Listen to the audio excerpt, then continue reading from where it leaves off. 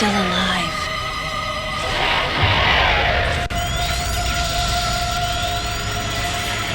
The baby.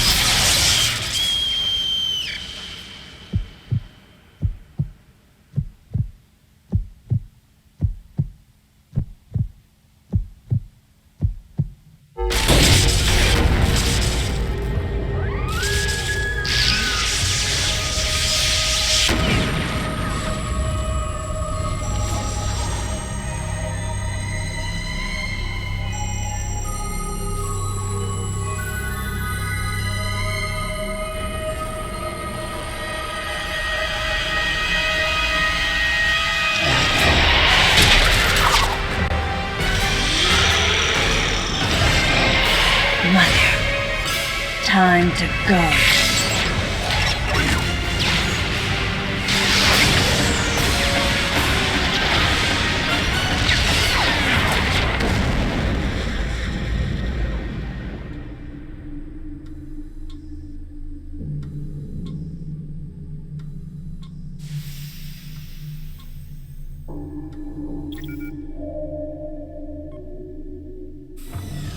Okay, Samus. Everything's normal. I awoke to the familiar voice of a quarantine officer. Let's try sitting up, huh? Slowly now. A dream. I had been reliving the tragic moments of my recent past. Thanks to the hyperbeam, which was given to me somehow by the baby, I laid Mother Brain to waste. And the explosion that followed destroyed planet Zebes, along with the remains of Mother Brain, the space pirates, and my long-standing nemesis, Ridley, and the baby. Come on, Samus. Let's go next door.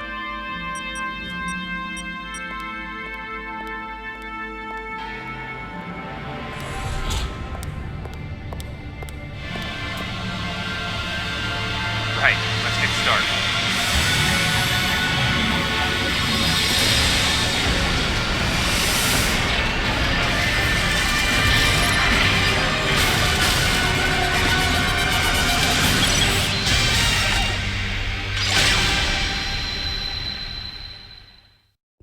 Ready for a quick test, Samus?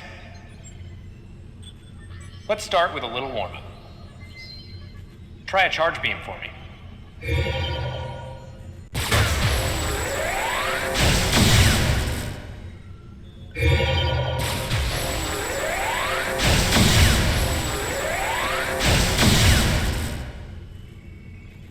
Sharp-looking charge beam, just the way I like it. Okay, morph ball next. Go ahead and drop some bombs. Okay, get out of morph ball mode and return to normal. Perfect, Samus. All right, stand in the middle of the room.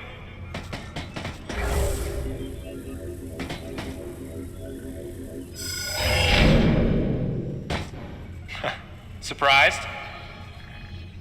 From there, kick climb to work your way up. Just like that, Samus. Let's invite some of your pals.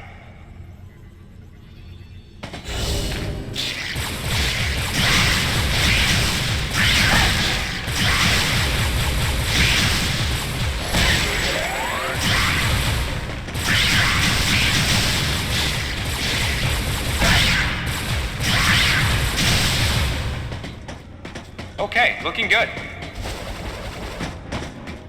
Let's check your reaction time. Here come some beams. Dodge them.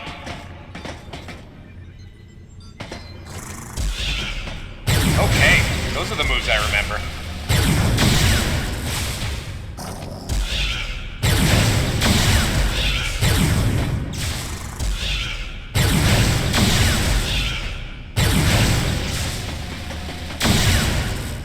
Nice.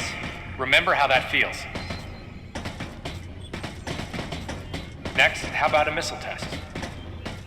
Use concentration to replenish your missile supply.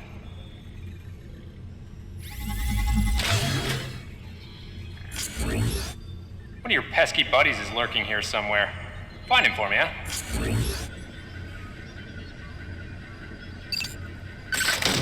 Why not say hello with a missile?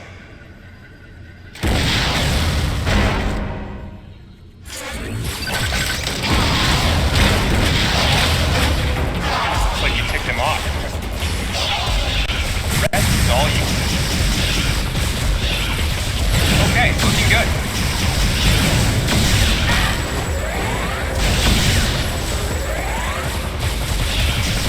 Samus, now's your chance.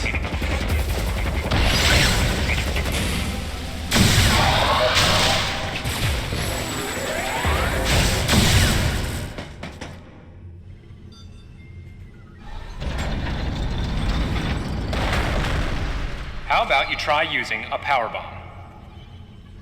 This area is well fortified, so don't hold back.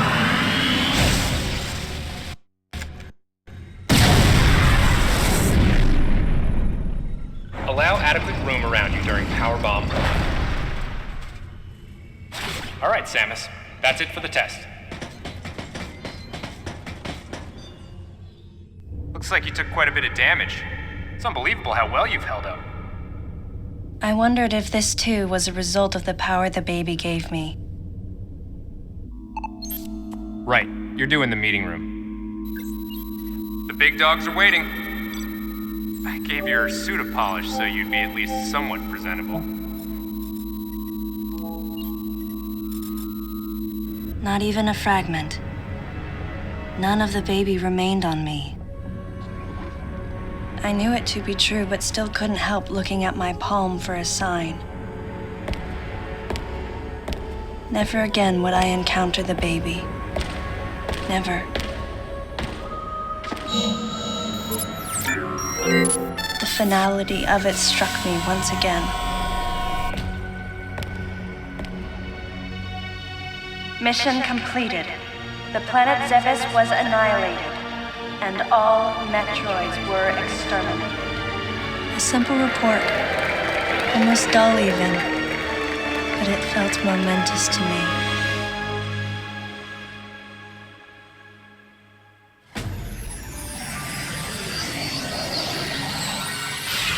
I don't know how much time passed since then. Days went by in their quiet way, and people's recollections of Metroids and space pirates grew nebulous over time, relegated to a past concern of the galactic communities. Nothing more than a faded memory. Codename Baby's Cry. A common SOS with the urgency of a baby crying. The nickname comes from the fact that the purpose of the signal is to draw attention. The signal was coming from a remote part of space. I altered the course of my ship as if this detour had already been part of my flight plan. Baby's cry. It was as though it was crying specifically for me.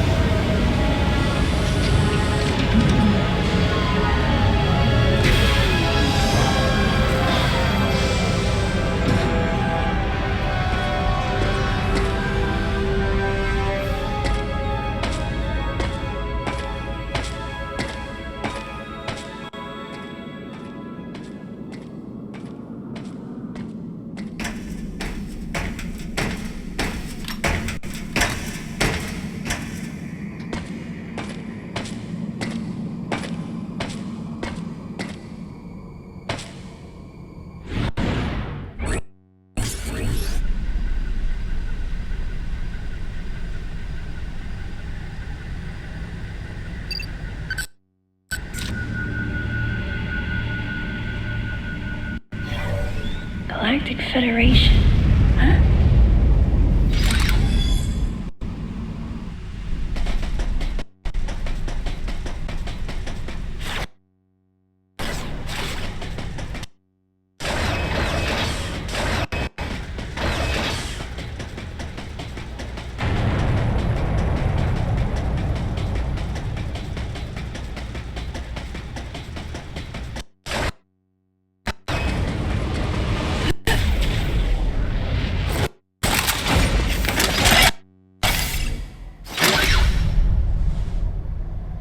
Ah, fancy meeting you here, princess. Remember me? Anthony. There's only one person who calls me princess. And that person is Anthony Higgs of the Galactic Federation Army. Haven't seen you since that last mission. Hey, and your buddy's here too. Adam Malkovich, a general in the Galactic Federation Army. Not only a trusted confidant, but also my former superior officer. Yes, there was a time when I was enrolled in the Galactic Federation Army. And then I was young and inexperienced. As the result of a certain incident, I left Adam's command and set out on my path as a solitary bounty hunter.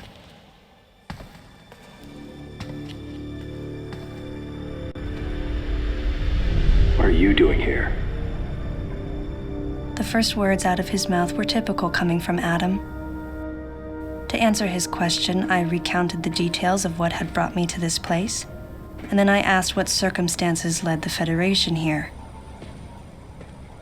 That information is not for an outsider. The word he so obviously chose, outsider, pierced my heart.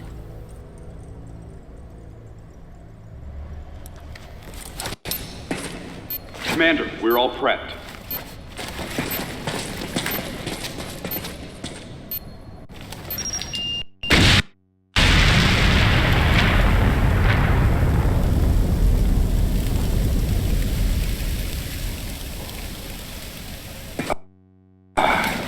No dice. I think our only option is to use the laser to slowly burn our way through. This is gonna take a while. The electrical system here is out, and we can't get the barrier wall to open. We tried using explosives, but it's tricky to pull off without collateral damage.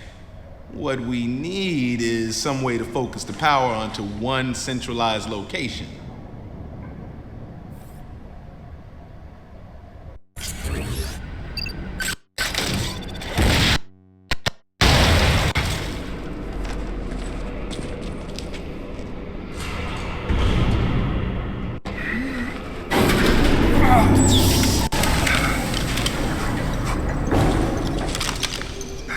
Let's go.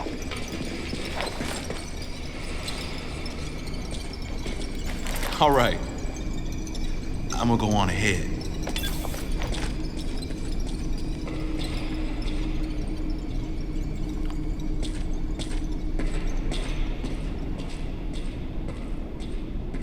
Adam hadn't authorized it, but I decided to remain on site for the sake of the others.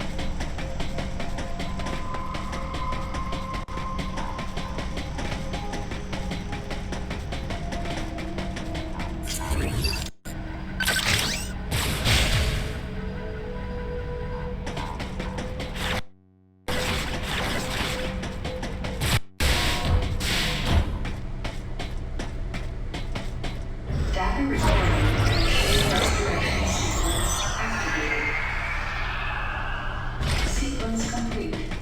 Process successful.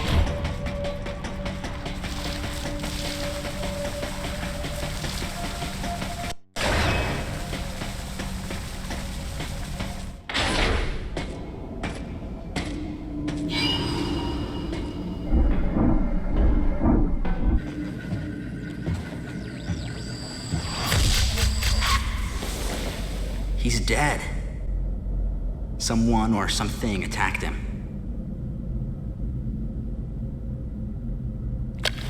Whoa! Get away from me! Miles! Enough! It was obvious that there was some pervasive danger throughout the facility. I didn't know what had brought Adam here, but I did know that cooperation was imperative if we were to restore safety.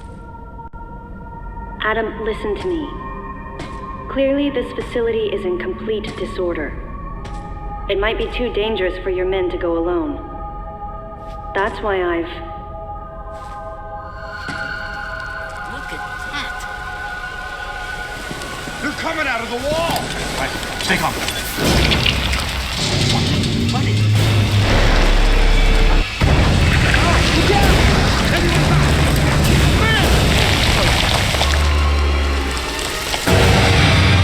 Open fire!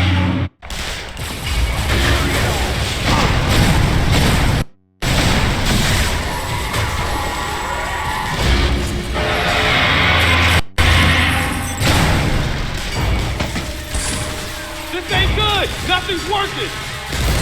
Listen up! Freeze guns authorized!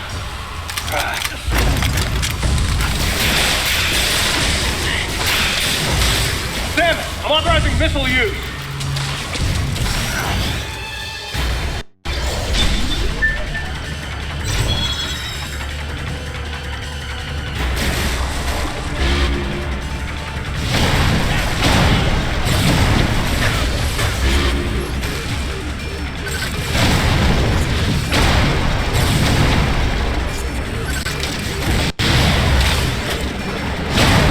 Concentrate fire in a single location and freeze that thing! And Sam, you attack the frozen spot! Now, use your missiles!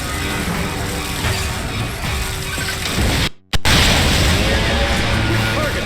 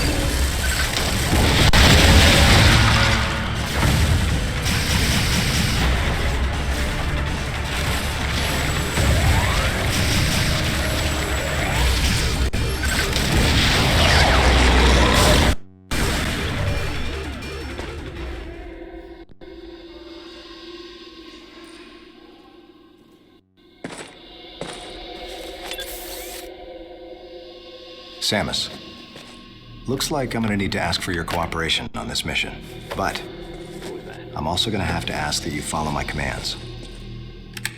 You don't move unless I say so, and you don't fire until I say so.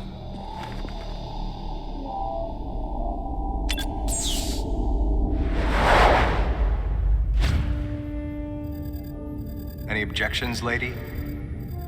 The thumbs up sign had been used by the Galactic Federation for ages. Me? I was known for giving the thumbs down during briefing. I had my reasons, though. Commander Adam Malkovich was normally cool and not one to joke around. But he would end all of his mission briefings by saying, "Bring them to safety." "Any objections, lady?" He was joking, but others weren't. At the time, I felt surrounded by people who treated me like a child, or used kid gloves because I was a woman.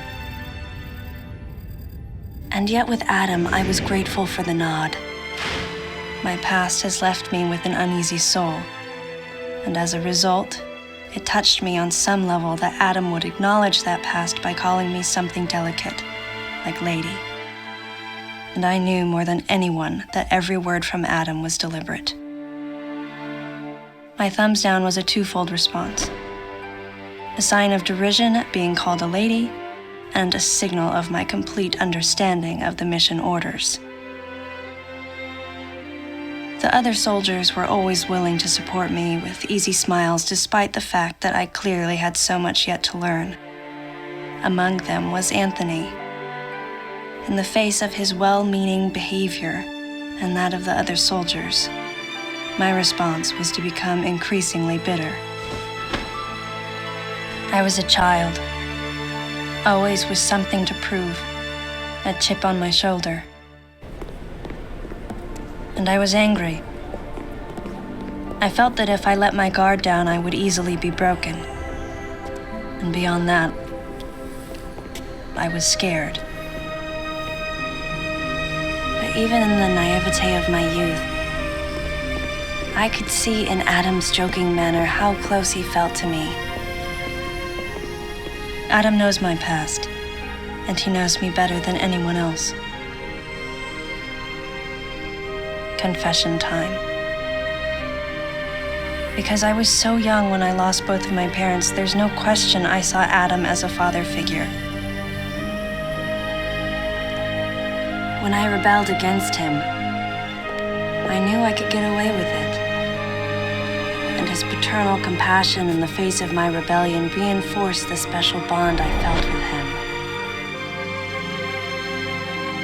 I understood well that chances were slim that I would ever find anyone that understood me like Adam. And yet, when the time came, I still left his side. I was so young and naive.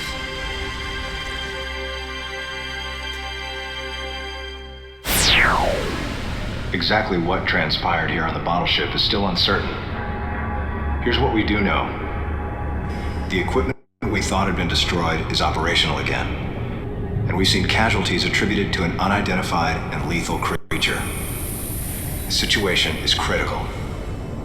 We need to gather all the information we can, but priority one is to find any survivors and bring them to safety. Consider this site extremely dangerous. Be careful as you make your sweeps. And there's one problem. The wireless interference in this facility is all-pervasive. Your comm systems are useless. As a result, communication channels will be limited to the facility's navigation booths. Well then, Lyle, investigate Sector 1 and show a little restraint with the explosives. Gotcha. Maurice, you cover Sector 2. Repair any equipment you come across. Affirmative. Anthony, you're Sector 3. I'll leave it to you to decide whether plasma guns are called for. All right. James, check out the control bridge. Our communication issues might be the result of electrical interference. Yes, sir. And KG, run a complete sweep of the residential quarters and investigate any trace of survivors. Got it. Each of you is authorized to use a freeze gun. Do not forget to check in regularly via navigation booths. And Samus, you go to the system management room. Do everything you can to get the electrical system back up and running. Looks like your comm system is still functional. Remember, everything you see will also appear on this screen. Regarding auxiliary weapons, the use of bombs has been authorized. As far as your other weapons go, we will continue to investigate and authorize use as we can. However, we currently have no plans to authorize the use of power bombs. As you know, they have the ability to spread a high-temperature heat wave over a large area, impacting living things, which is a nice way of saying they can vaporize humans instantly. You should be well aware of how dangerous power bombs are, and how their devastation can't be obstructed with common materials.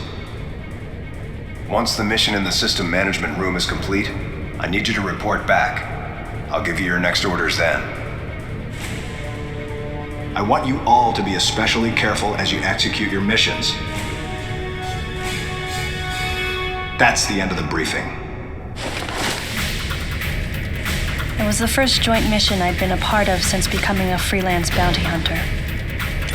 And of course, it was the first time since my Federation days that I was following the orders of a commanding officer. Having received mission orders from Adam, I felt confused and strangely exhilarated at the unexpected turn of events. I responded. Understood, Adam. No objections, of course.